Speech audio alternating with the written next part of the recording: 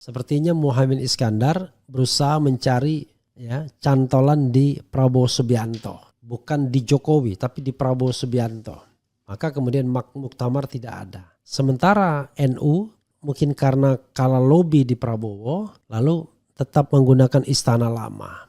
Mungkin juga atas perintah Istana Lama, kita tidak tahu, ada penggeledahan tersebut. Jadi kalau kita lihat racingnya, maka manuver Caimin jauh lebih canggih untuk mendekati Prabowo ketimbang NU. Kelihatannya begitu.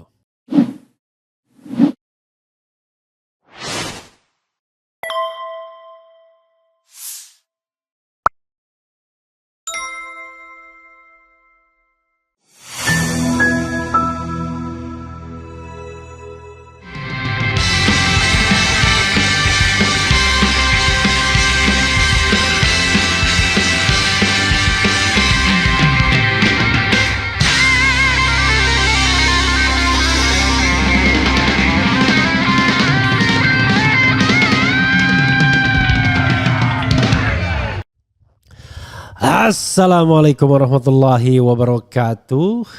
Sobat RH sekalian, jumpa lagi kita di channel yang keren ini. Keren cadas. Ya Sobat RH sekalian, ini ada berita yang ngeri-ngeri sedap ya, yang tentu kita harus imajinasikan ini ke arah mana ini barang ya. Yaitu digeledahnya rumah Abdul Halim Iskandar yang tidak lain adalah saudara atau kakak dari Abdul Muhaimin Iskandar. Kalau yang terakhir pasti terkenal ya. Yang kedua, yang pertama kadang-kadang orang kenal, kadang-kadang enggak karena namanya tidak begitu menonjol dibandingkan adiknya.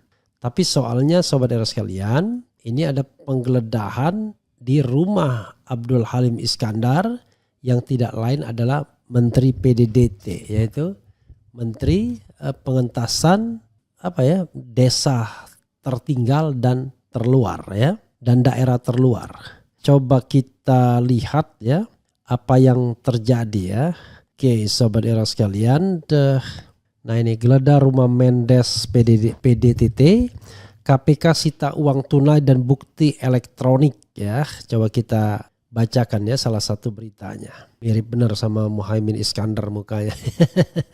Kompas.com ya, geledah rumah Mendes PDTT, KPK sita uang tunai dan bukti elektronik. Jakarta, Kompas.com, Komisi Pemberantasan Korupsi KPK menyita uang tunai dan barang bukti elektronik dari penggeledahan di salah satu rumah dinas Menteri Desa, Pembangunan Daerah Tertinggal dan Transmigrasi PDTT Abdul Halim Iskandar.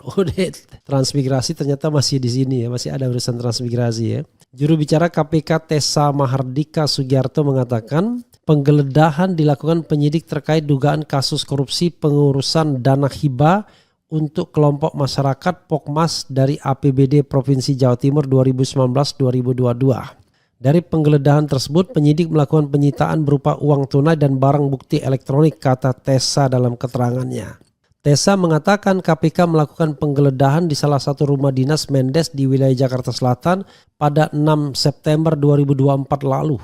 Emang banyak rumah dinasnya, salah satu rumah dinasnya. Bahwa pada Jumat tanggal 6 September 2024 penyidik KPK melakukan kegiatan penggeledahan terhadap salah satu rumah dinas penyelenggara negara berinisial AHI di wilayah Jakarta Selatan, ujar dia. AHI itu adalah Abdul Halim Iskandar ya. Komisi Pemberantasan Korupsi KPK telah menetapkan 21 orang tersangka dalam kasus dugaan suap alokasi dana hibah pemerintah Provinsi Jawa Timur Pemprov Jatim. Perkara ini merupakan pengembangan dari kasus suap alokasi dana hibah yang diusulkan melalui pokok pikiran pokir dari kelompok masyarakat Pokmas. Dalam sprindik tersebut KPK telah menetapkan 21 tersangka, yaitu 4 tersangka penerima, 17 lainnya sebagai tersangka pemberi, kata Tessa saat ditemui awak media di Gedung Merah Putih KPK Jakarta Jumat. Tessa mengatakan 3 dari 4 tersangka penerima itu merupakan penyelenggara negara. Sementara itu 1 orang lainnya merupakan staf penyelenggara negara tersebut. Adapun dari 17 tersangka pemberi suap, sebanyak 15 diantaranya merupakan pihak swasta, sementara 2 orang lainnya penyelenggara negara.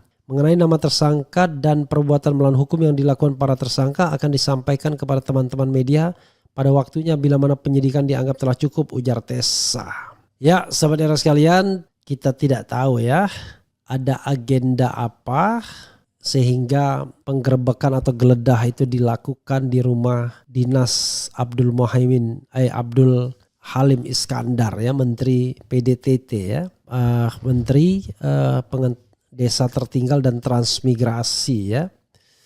Jadi sahabat era sekalian, ini menarik ya kalau kita melihat adanya persaingan antara geng NU dan geng PKB ya, kita frankly speaking. Geng NU tentu Muhaimin Iskandar dan pasukannya di PKB. Geng NU ada Yakub, ada Stakuf, ada Saifullah Yusuf, kemudian ada juga Lukman Edi ya. Dan mereka berencana membuat muktamar tandingan, tetapi sepertinya Prabowo tidak menginginkannya. Sehingga sepertinya itu layu sebelum berkembang ya, tidak jadi. Tapi rupanya apakah ini kebetulan saja ketika DPR menyerang dalam tanda kutip Yakut sebagai Menteri Agama dalam kasus dana haji, tiba-tiba kemudian ada penggeledahan terhadap Abdul Halim Iskandar. Itulah ngeri-ngeri sedapnya politik di Indonesia ini. Kita tidak tahu what really happened yang terjadi di belakangnya ya. KPK geledah rumah dinas PDTT Abdul Halim Iskandar di Jaksel. Ini berita lain lagi, pribuminews.co.id. Coba beda nggak sama dengan beritanya ya. Oh ini sama dengan Ritesa ya. Masalah Jawa Timur. Jadi sahabat sekalian ya, memang ada persaingan yang terjadi ya. Dan kita tidak tahu apakah ini imbas dari persaingan itu atau tidak ya. Jadi kalau kita lihat misalnya keberadaan Muhaimin Iskandar, sepertinya Muhaimin Iskandar berusaha mencari ya cantolan di Prabowo Subianto, bukan di Jokowi tapi di Prabowo Subianto. Maka kemudian muktamar tidak ada. Sementara NU mungkin karena kalah lobby di Prabowo lalu tetap menggunakan Istana Lama. Istana Lama hari ini paling tidak akan mengangkat Saifullah Yusuf sebagai Menteri Sosial. Oke, itu satu sisi. Kemudian mungkin juga atas perintah Istana Lama, kita tidak tahu, ada penggeledahan tersebut. Jadi kalau kita lihat racingnya, maka manuver Caimin jauh lebih canggih untuk mendekati Prabowo ketimbang NU. Kelihatannya begitu. Manuver Caimin lebih canggih. Bahkan Caimin diberikan hadiah pantun oleh Prabowo Subianto. Yaitu pantunnya saya masih ingat ya. 1-2 kenanga biru, 3-4 dalam jambangan. Ini saya perbaikin sedikit. Kalau Tuan dapat teman baru, kawan lama ditinggalkan jangan ya, atau dilupakan jangan. Jadi menarik ya melihat ujung ini. Ujung dari pansus DPR mengenai haji, apakah akan menersangkakan Menteri Yakut atau paling tidak membuat Menteri Yakut masuk kotak, tidak lagi dipertimbangkan sebagai menteri yang akan direkrut di pemerintahan Prabowo Subianto. Itu satu hal. Karena Menteri Yakut ini juga termasuk orang yang berjasa dalam menggerakkan organisasi dalam pemenangan Prabowo Gibran. Lalu kasus Abdul Halim ini apakah kemudian juga menjadi presiden untuk Muhaimin tidak lagi mengusulkan yang bersangkutan sebagai menteri karena kakaknya di kabinet Prabowo. Karena kan biasanya yang diajukan diri sendiri dan orang dekatnya. Partai Demokrat yang diajukan diri sendiri. Partai Amanat Nasional yang diajukan diri sendiri ketua umumnya. Partai Golkar begitu juga. Maka secara teoritis yang akan mengincar jabatan menteri itu adalah ketua-ketua umum partai minus Surya Paloh. Mungkin Surya Paloh tidak berminat menjadi menteri. Kalau Haritanu barangkali kalau dia jadi menteri berminat, wakil cukup anaknya saja. Ya kan mungkin begitu. Jadi itulah politik di Indonesia ya, dikuasai oleh para elit dan sama sekali tidak melihat kepentingan masyarakat yang lebih luas. Jadi akan kita lihat nanti apakah bidak catur Caimin Abdul Halim ini akan masuk kotak.